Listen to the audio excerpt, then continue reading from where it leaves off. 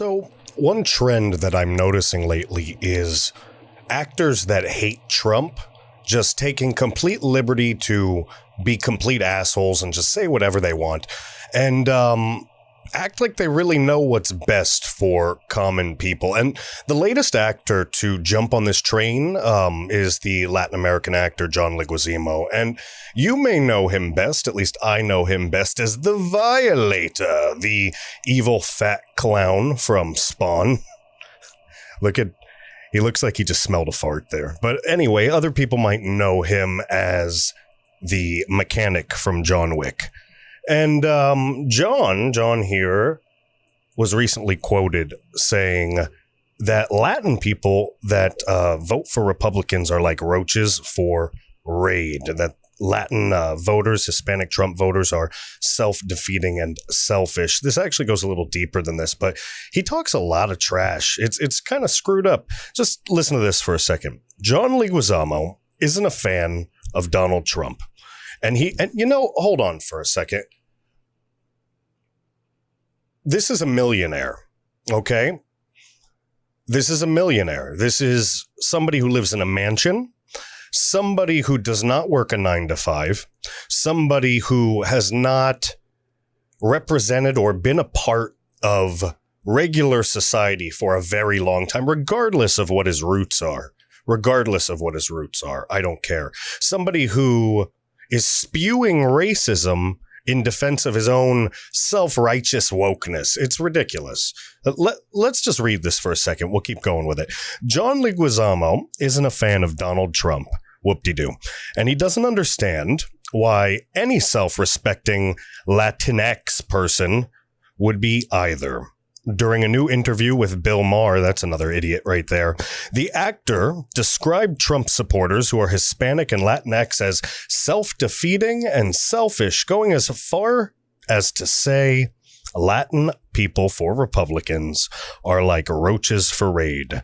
Leguizamo appeared virtually on HBO's Real Time with Bill Maher this past Friday to respond to a report that suggests President Trump is popular among young Latinx voters because of the machismo factor. The When They See Us actor didn't hold in sharing his contempt for Trump or fellow Latinx people who vote for him. And first off, this machismo factor quote's ridiculous.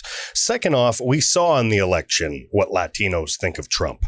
We saw, and it was overwhelming support, historic Latino support. So I'm glad John Leguizamo isn't part of that group. But let's see what he says here. Latin people for Republicans are like roaches for raid.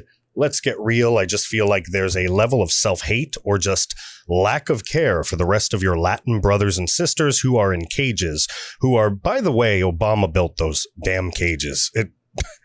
They're not even in cages. So you have to separate the children from the parents, okay? You have to separate because people that do illegal things, who smuggle children, bring drugs across the border, they use these children. They use them as bait, as mules, as all kinds of different things. And you have to separate them to find out who is who. They're better off in their situation right now and the facilities that they're in than any time they probably were in their entire lives. And there's nothing wrong with that statement. And if you ask any immigrant that's here, any legal immigrant, for the most part, they will agree with me. That's one thing I don't see on the news. That's one thing I never see.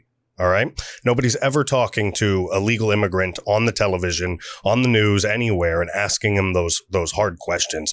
And they'll probably, most likely, in my estimation, bend to the conservative side of the table every time. Every time.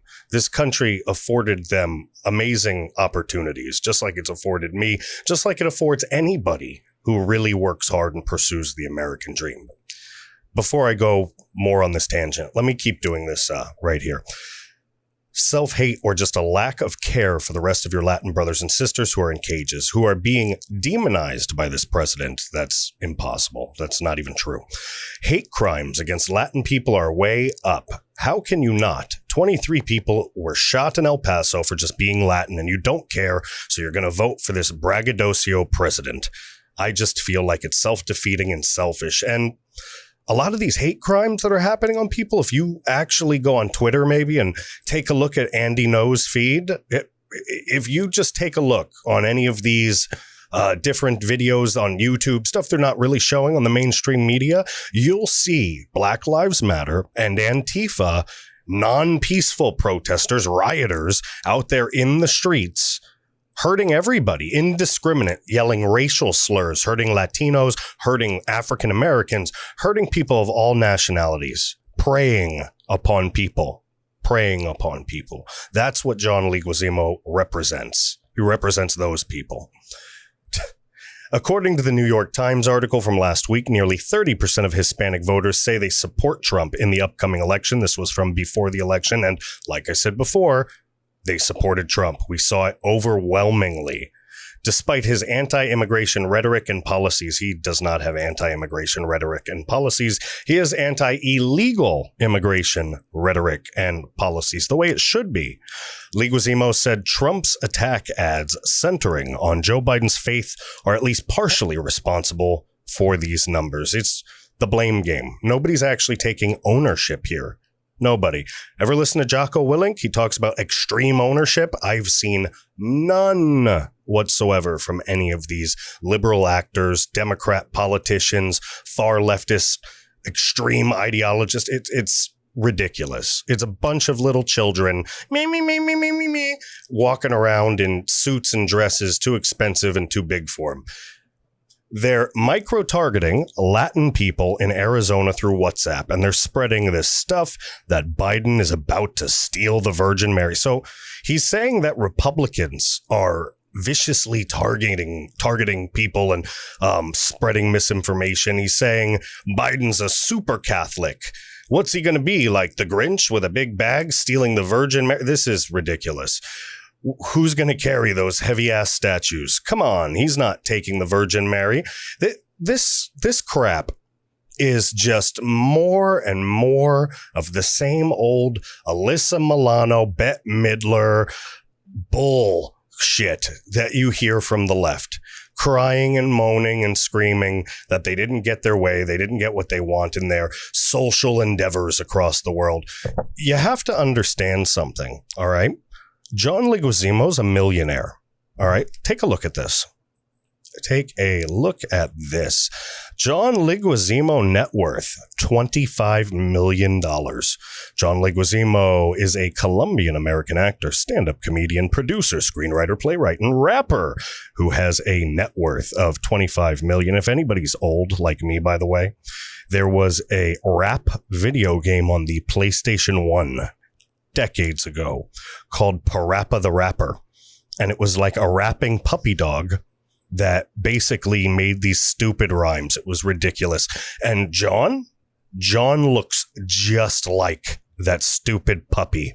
And this stupid puppy lives in a mansion somewhere in the hills or wherever it is, in his gated community, in his bubble, in his social circle that he's been in for decades and decades and decades, preaching to you about what's right, what's wrong, what Latinos should do, like some Latino council elected him God.